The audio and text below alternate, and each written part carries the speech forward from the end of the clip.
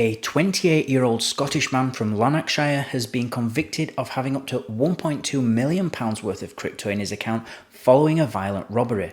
And so in this video, we're going to be looking at what steps you can take to stop this type of crime happening to you. Stay tuned to find out more. Today's episode is sponsored by Cake Wallet, where you can send, receive, and even exchange your crypto right from within the wallet. Cake Wallet is open source and non-custodial, so you control your own private keys. Available today on iOS, macOS, Android, and Linux. And StealthEX, a privacy-centric crypto exchange which enables you to make crypto-to-crypto exchanges anonymously. Good evening everybody, and a warm welcome back to Enter Crypto with me, Chris Kenyon. Now today we're going to be talking about a Scottish man that has just been convicted for a violent robbery, and this happened in around 2020, and he's just had his trial and he's just gone through his sentencing. And so today we're going to cover this story. So as always guys, let's quickly read through the article and then we'll comment after. So John Ross D'Alfonso was described as the technical brains behind the crime, thought to be the first robbery in Scotland involving stolen crypto. He had denied being part of the raid itself, but was found guilty of reset, meaning he knowingly had something that was stolen and intended to keep it. The High Court in Glasgow heard that 3 men went into a home in Blantyre in Lanarkshire and forced the homeowner to transfer his Bitcoin, a form of digital cash to D'Alfonso's account. The court was told that one of the men in the house was armed with a machete and another repeatedly struck a woman on the head with a personalised Toblerone bar until it was covered in blood.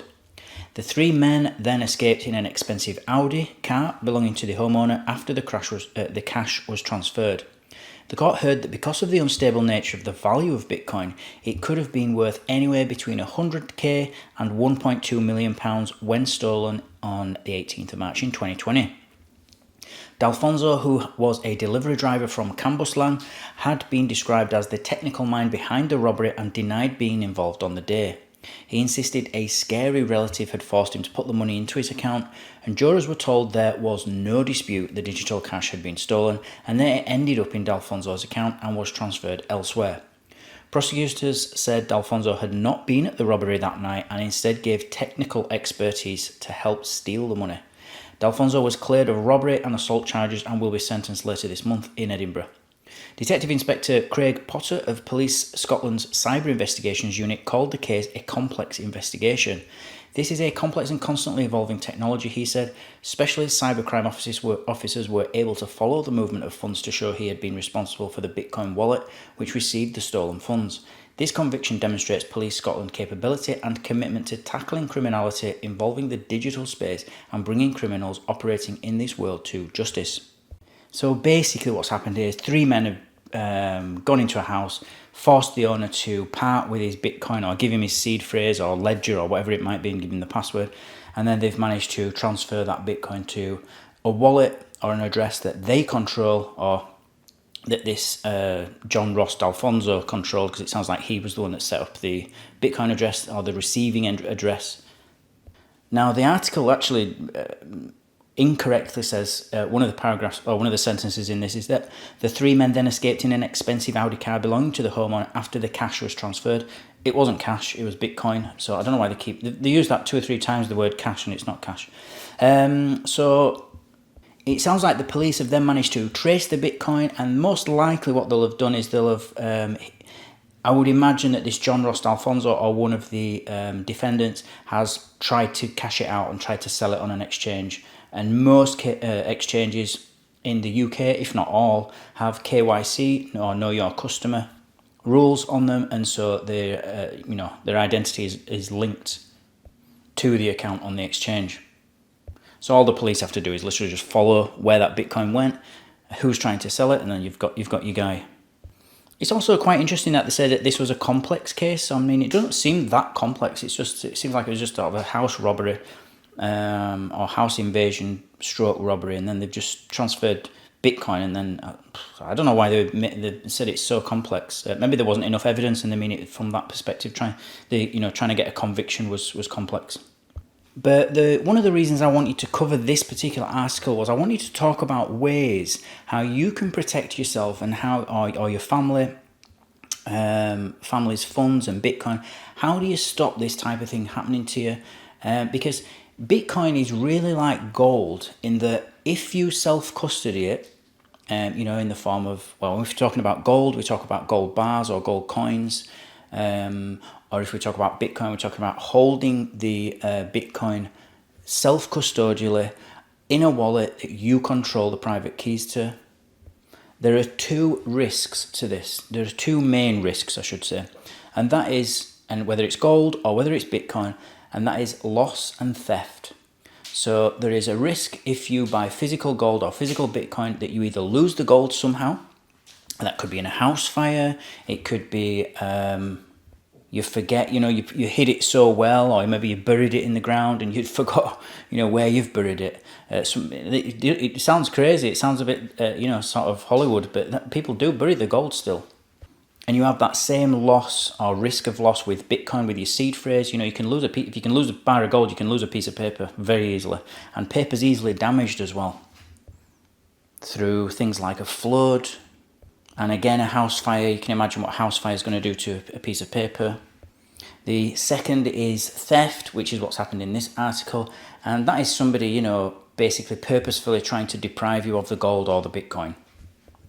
And one of the things you can do is to protect yourself against loss in the first example is when you've written your seed phrase down, get it put on, and this might sound extreme, but get it put on something metal. There is, and this is not sponsored by anybody at all, this next part I'm about to say, but there is a company called StealthEX, and there's lots of options to either laser etch into a special piece of metal that's made of stainless steel that's never going to corrode. It requires a super high temperature for it to melt, so it wouldn't melt in a house fire. It's stainless steel, so it's not going to react if there's a flood.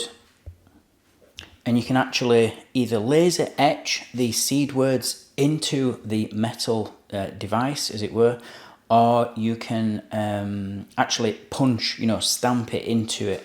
And both options are okay. I prefer the punch, because the actual, punching it into the metal, because it gives you a real letter rather than a laser etch. It kind of relies on your own handwriting, and that might be a problem later on. Or certainly if a loved one, if something terrible happens to you, and a loved one is trying to recover those funds, they might not be able to read your writing, and that might be a disaster.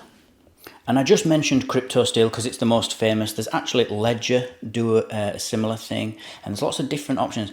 And I've even heard of people just buying some if you don't have the money to buy these types of little devices, I say devices, but they're just like little pieces of metal.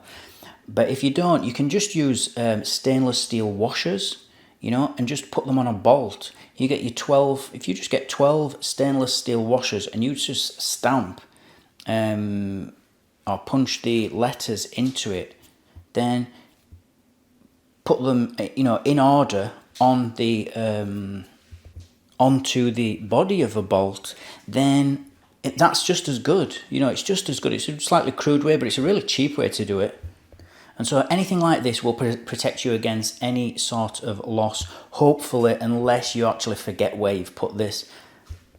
The second thing to do is to then take that piece of metal or that device or the washer and bolt, and then put them in a safe deposit box if you can, or some kind of bank vault, whatever you have in your local area. You don't want to be keeping this in your house, because for obvious reasons, because if anyone does come and tries to rob you or anything, you've got nothing to give them. It's in the bank. And I have even heard of people making multiple backups, so they keep one in the bank. For example, Canada or Alaska, where there's lots of wilderness, they build a hut out in the sticks, and they'll bury it there, or they'll keep it somewhere that's like really off the grid, where no one ever goes. There's no sort of civilization even goes there, and they keep it there just in case. So there's always got backups. But I live in quite a densely populated area, so there's just no option for that where I live. And then after that, you can just literally just keep your receive, your QR code. You can keep your receive or your public address around. You can just send Bitcoin or send you whatever it is that you've decided, Monero, to that address, and it's stored in the bank vault. And then I'll just keep like a sort of a hot wallet that's got maybe $100 or $90 on it, and I just keep that as all the time. And then, if that goes missing, it's not. I'm not going to cry over it. So an interesting article that should really be provoking you into thinking how you're going to take custody of your own money, because we all in crypto, we always say let's be our own bank, let's not bother with the banks, and let's take custody of everything. But if we're going to do that, we need to behave somewhat like a bank. And a bank, for all their faults, the bank actually is very good at securing your money. I know that they do lots of other terrible things, but actually it's very, very difficult to steal from a bank. And even if you do steal from a bank, they're still insured. So the customer always gets made whole in that respect. And so that is one thing that I think one vulnerability for individuals is that we don't always think about custodying our Bitcoin properly. And it's really worth putting a lot of time and a lot of effort into doing, because you only have to do it once. And then once you've set up that address, that's it then. This is for long-term savings, of course, I'm talking about. So, as always, guys, thank you for watching. Thank you for listening. Don't forget to like, subscribe, and comment below if you've got any better suggestions. I love hearing from the community about, how do you custody yours, and what are the best practices that you implement to keep your Bitcoin safe. Thank you again, and I'll see you all tomorrow evening. Take care.